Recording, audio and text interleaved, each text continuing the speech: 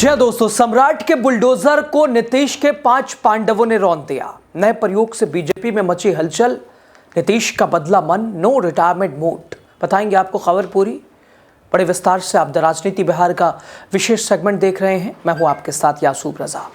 दोस्तों, सम्राट चौधरी, भारतीय जनता पार्टी ने ये सोच रखा था कि नीतीश कुमार आने वाले 2 महीने में, आने वाले 4 महीने में, आने वाले 6 महीने में, आने वाले 1 साल में रिटायर हो जाएंगे या उसके अंदर ही रिटायर्ड हो जाएंगे।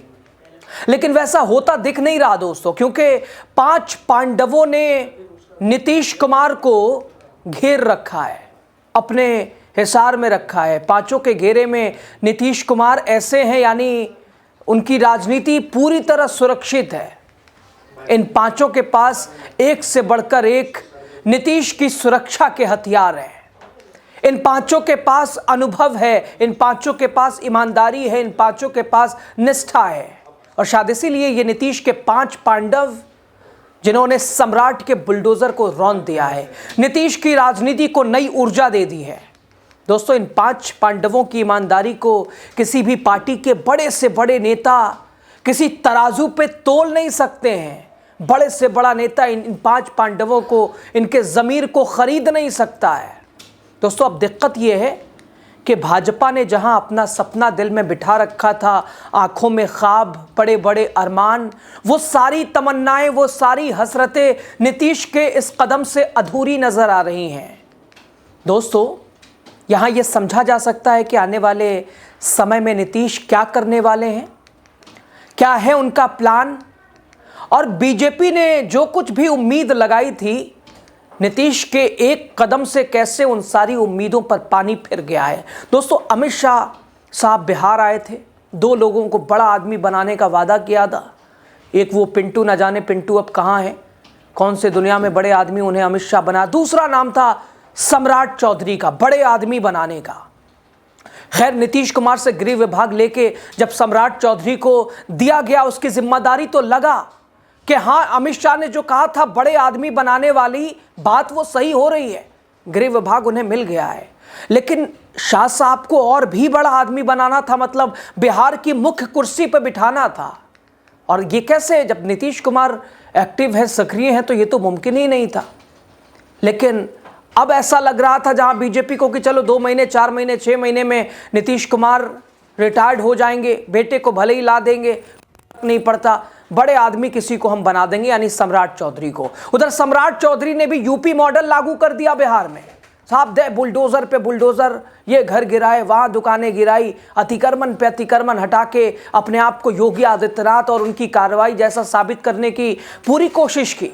लेकिन वो सारी हसरतों पे दोस्तों पानी फिर गया है, जो कि नीतीश कुमार ने नए साल की शुरुआत में ही ऐसा कदम उठाया है, अपने आप को ऐसा दिखाया है, बताया है कि लग रहा है रिटायरमेंट मूड अब बल उड़ गया, मन अब बदल गया इरादा। बीजेपी की हसरतें अधूरी। दोस्तों, नया साल, नई सुबह, और राजनीति में वही पुराना सवाल, कौन थका है, कौन रिटायर होने वाला है, कौन अब दौड़ में सबसे आगे है, कौन दौड़ से पीछे रह गया है। बीजेपी के नेता लगातार, क्योंकि जब नीतीश के साथ वो रहते हैं तो भले ही तारीफ मजबूरी है, लेकिन जब अलग होते हैं तो कहते हैं कि नीतीश कुमार अब थक चुके हैं। विपक्ष भी कई तरह से उनकी उम्र को लेकर, नीतीश कुमार के स्वास्थ्य को लेकर सवाल उठाता रहता है। भाई, कितनी 90 के दशक में केंद्र की राजनीति में सक्रिय रहे, 2000 से फिर 2005 से लगातार बिहार के मुख्य चेहरा राजनीति की धुरी बने हैं। कब तक, यानी लगातार उनकी सेहत को लेकर भी सवाल। लेकिन 2026 के पहले दिन और दूसरे दिन नीतीश कुमार ने न शब्दों से, न भाषणों से, बल्कि अपने कदमों से ऐसे जवाब दिया। 74 साल की उम्र में सुबह से शाम तक पटना से नालंदा, नालंदा से पटना, सरकारी काम, गांव की चौपाल, फाइलें, लोग, बुजुर्ग, बच्चे, जवान, और आखिर में इको पार्क की सैर। कैसे नए साल के पहले दिन, दूसरे दिन नीतीश कुमार ने नो रिटायरमेंट का सियासी संदेश दे दिया है। दोस्तों, बीजेपी की हलचल बढ़ा दी है कि वो अरमान भूल जाओ, 2 महीने, 4 महीने, 6 महीने की जो हसरत थी दिल में कि बैठ जाएंगे, हट जाएंगे, अलग हट जाएंगे, बीजेपी हावी हो जाएगी। और क्यों बीजेपी की थके हुए मुख्यमंत्री वाली थ्योरी आज जमीन पर दम तोड़ती नजर आ रही है? वजह यही है दोस्तों, नए साल की पहली सुबह आपने देखा पटना की सड़कों पर हल्की धुंध, लेकिन बिहार के मुख्यमंत्री नीतीश कुमार के कार्यक्रमों में बिल्कुल कोई अंधेरा नहीं, कोई धुंध नहीं, कोई ढिलाई नहीं। 1 जनवरी 2026 जब ज्यादातर लोग छुट्टी के मूड में थे, तब नीतीश कुमार राज्य के भविष्य की प्लानिंग में जुटे थे। सुबह सुबह उन्होंने बिहार वासियों को नए साल की शुभकामनाएं दी और साफ शब्दों में कहा कि 2026 बिहार के लिए निर्णायक साल होगा। यही वो साल होगा जब बिहार सिर्फ देश में नहीं बल्कि अंतर्राष्ट्रीय स्तर पर अपनी पहचान बनाएगा। नए साल के पहले दिन नीतीश कुमार का अगला पड़ाव उनका पैतृक गांव कल्याण बिघा, जो कि नालंदा का एक गांव है, नालंदा जिले का। यहाँ कोई चुनावी रैली नहीं, यहाँ कोई मंच नहीं, कोई भारी सुरक्षा घेरा नहीं, बस एक बेटा जो अपने मां की प्रतिमा के सामने शीश झुकाने आया, दिवंगत मां को श्रद्धांजलि और फिर सीधे गांव वालों से संवाद। नीतीश कुमार गांव की गलियों में रुकते हैं, लोगों से हाथ मिलाते हैं, स्थानीय समस्याओं को सुनते हैं। हवाई विकास मॉडल से बिल्कुल अलग जमीन पर नेता, 74 साल की उम्र। नालंदा में जैसे ही लोगों को खबर लगी कि नालंदा के कल्याण बिघा का बेटा गांव में आया है, लोगों की भीड़ उमड़ पड़ी। कोई सेल्फी चाहता था, कोई फोटो चाहता था, कोई हाथ मिलाना चाहता था। और 74 साल की उम्र में नीतीश कुमार न थके, न झल्लाए, न दूरी बनाई। नालंदा से लौटकर नीतीश कुमार सीधे पटना पहुंचे। और दोस्तों, पटना पहुंचने के बाद नीतीश कुमार कोई आराम का मूड नहीं, कोई ब्रेक नहीं। सरकारी कार्यालय में बिहार डायरी कैलेंडर 2026 का विमोचन, साथ में अधिकारियों के साथ लंबी बैठक। शिक्षा, स्वास्थ्य, इंफ्रास्ट्रक्चर, सामाजिक न्याय, हर मुद्दे पर स्पष्ट दिशा निर्देश। और दिलचस्प बात यह कि जब नीतीश कुमार काम में जुटे थे, तब बीजेपी के बड़े बड़े नेता या तो छुट्टी मना रहे थे या सोशल मीडिया पर पुराने बयान को दोहरा रहे थे। बीजेपी लगातार ये एक तरह से, चूंकि जब नीतीश से अलग होती रही है, ये नैरेटिव बनाती रही है, नीतीश कुमार अब थक चुके हैं, अब बिहार को नया नेतृत्व चाहिए। लेकिन सवाल ये भी कि जो नेता सुबह से शाम तक जमीन पर दौड़ रहा हो, क्या वो थका हुआ कहलाएगा? या फिर जो नेता सिर्फ चुनावों के समय बिहार आता है और उड़ जाता है, चला जाता है, क्या वो ज्यादा फिट है कि जो नेता चुनाव के समय आता है जाता है, या वो जो कि लोगों के बीच खड़ा है? शाम ढलने लगी, लेकिन नीतीश कुमार का दिन अभी खत्म नहीं हुआ। पटना का इको पार्क, आम लोग, बच्चे, युवा, बुजुर्ग, बिना किसी मंच, बिना कोई भाषण, नीतीश कुमार लोगों के बीच टहलते नजर आए। कभी बच्चों से बात, कभी युवाओं से सवाल जवाब, तो बुजुर्गों का हाल चाल।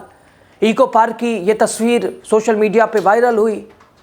राजनीतिक जानकार मानते हैं कि नीतीश कुमार की ये सक्रियता सिर्फ व्यक्तिगत फिटनेस नहीं बल्कि एक राजनीतिक संदेश है। संदेश साफ है कि अभी मैं मैदान में हूं और पूरी ताकत के साथ हूं। बीजेपी के लिए यह संदेश इसलिए भी खतरनाक है क्योंकि ये बिहार में अब तक कोई सर्वमान चेहरा, चूंकि नीतीश कुमार के बाद सम्राट चौधरी को बीजेपी बड़ा आदमी बनाना चाहती थी, लेकिन नीतीश के एक्टिव होते ही ये सपना भी अधूरा है। अब दोस्तों, 7 निश्चय योजना, 7 निश्चय पार्ट 3 मुख्यमंत्री नीतीश कुमार का जो ड्रीम प्रोजेक्ट, सूत्रों की अगर माने तो सीएम के इस ड्रीम प्रोजेक्ट को पूरा करने के लिए उनके करीबी अधिकारियों ने अब मोर्चा थाम लिया है, जिसके ऊपर लगातार सवाल भी उठा कि भाई 7 निश्चय योजना और 5 ये अधिकारी नीतीश के इतने करीबी हैं कि इन्हें कोई बड़े से बड़ा नेता, बड़ी से बड़ी पार्टी ना खरीद सकता है, ना इनके ज़मीर के ऊपर कोई शब्द कह सकता है। इन अधिकारियों में रिटायर्ड आईएएस दीपक कुमार, सचिव अनुपम कुमार, कुमार रवि, चंद्रशेखर सिंह और ओएसडी डॉक्टर गोपाल सिंह शामिल हैं, जो इस 7 निश्चय पार्ट 3 का पूरी तरह से इसे मॉनिटरिंग कर रहे हैं। संभव है अपनी सुविधा के अनुसार 7 निश्चय पार्ट 3 की मॉनिटरिंग और डेली रिपोर्टिंग अपनी सुविधा अनुसार बांट ली हो। चुनावी वादा पूरा करने का मंत्र इस 7 निश्चय पार्ट 3 में है। इसमें नए रोजगार, नौकरी के सूत्र भी छुपे हुए हैं, उद्योग धंधे का ब्लूप्रिंट, कृषि क्षेत्र, बेहतर शिक्षा, सही इलाज, बेहतर स्वास्थ्य का मूल मंत्र। यानी नीतीश कुमार का ये ड्रीम प्रोजेक्ट है, तो उसी तरह से इसके साथ टीम भी गठित की गई है और लगातार ये तीसरे नीतीश कुमार के कार्यकाल में, क्योंकि जब ये 7 निश्चय योजना की शुरुआत हुई उसके बाद ये ड्रीम प्रोजेक्ट को लेकर, वैसे ही उसके साथ व्यवहार भी। नीतीश कुमार रोजगार नौकरी में 2 गुना बढ़ोतरी का वादा भी जनता से करके ही सत्ता में आए, और इसे ज़मीन पर उतारना है। इसके बिना राज्य के प्रति व्यक्ति औसत आय में 2 गुना बढ़ोतरी करनी है, और इसके साथ साथ राज्य में तेज़ी से उद्योग के क्षेत्र में विकास करना महत्वपूर्ण टारगेट है। मुख्य सचिव प्रत्यय अमृत की अध्यक्षता में 3 उच्च स्तरीय समितियों का भी गठन किया जा चुका है।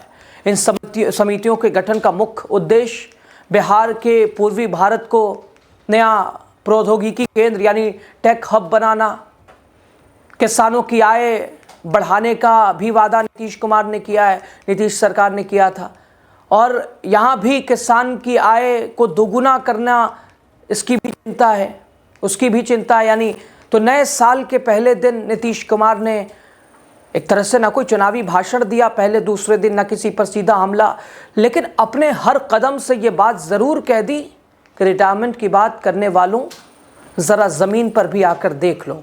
74 साल की उम्र में जिस ऊर्जा, जिस अनुशासन के साथ नीतीश कुमार नजर आए पहले और दूसरे दिन, वो बीजेपी की तमाम थ्योरियों पर एक बड़ा सवाल, एक बड़ा संकेत, एक बड़ा जवाब।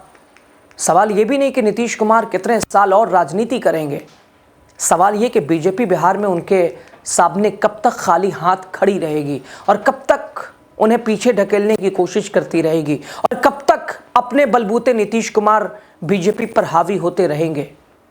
बड़ा संदेश, कड़ा संदेश, अपने आप को साबित करने वाला कदम कि एक्टिव हैं, ठीक हैं, स्वस्थ हैं, और 2026 की शुरुआत 1 जनवरी 2 जनवरी नीतीश कुमार की कार्यक्षमता, उनकी उपस्थिति, उनकी मौजूदगी कई तरह से बिहार के वर्तमान, बिहार के भविष्य के ऊपर भी रोशनी डालती है, लेकिन बीजेपी के सपने को तार तार करती है। खबर पे आपकी राय, नीतीश कुमार की एक तरह से उनकी सक्रियता को लेकर, पहले दूसरे दिन उनकी भागदौड़ को लेकर आप क्या कहते हैं, क्या समझते हैं? एक कमेंट ज़रूर कीजिए, जानकारी के ऊपर राय भी दीजिए, दूसरों तक भी पहुंचाइए। द राजनीति बिहार को सब्सक्राइब करना इसलिए भी ज़रूरी है आपको, हर खबर न पक्ष न विपक्ष के मापदंड के साथ आप तक पहुंच रही है। शुक्रिया।